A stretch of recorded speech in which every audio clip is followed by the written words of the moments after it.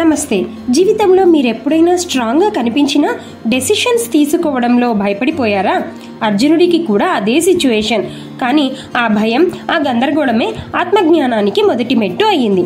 ఇది భగవద్గీత మొదటి అధ్యాయము అర్జున విషాద యోగము. అంటే కన్ఫ్యూజన్, పెయిన్, డౌట్ ఇవన్నీ డిస్ట్రక్షన్ కాదు, ట్రాన్స్ఫర్మేషన్కి ఇన్విటేషన్.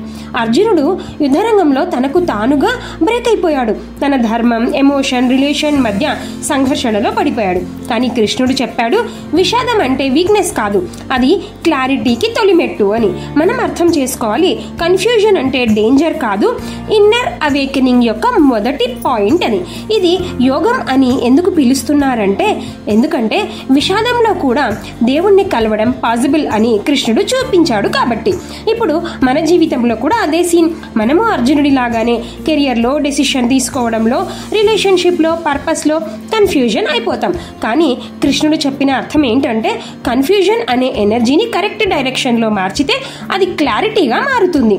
సో నెక్స్ట్ టైం మీరు కూడా స్ట్రెస్, డౌట్, పెయిన్ ఫీల్ అయినప్పుడు నేను అర్జునుడి స్టేజ్లో ఉన్నాను, కృష్ణుడి కాన్షియస్నెస్కి రెడీ అవుతున్నాను అని గుర్తుంచుకొని ఆ డైరెక్షన్లో వెళ్తే విజయం మీదే అంటున్నాడు కృష్ణుడు. అప్పుడు మీ ఎమోషన్స్ ఎనిమీ కాదు, గైడ్ అవుతాయి. ఈరోజు ఇంట్రాస్పెక్షన్లో మీరు అనుకోండి, నేను విషాదంలో లేను, నేను మార్పు ముందు నిల్చున్నాను అని. Remember, every break down in your life is Krishna's way of breaking open your higher self. Arjuna విషాద యోగము మనలోని కన్ఫ్యూజన్ నుండి క్లారిటీకి చేసే యాత్ర. శ్రీకృష్ణ అర్పణమస్తు.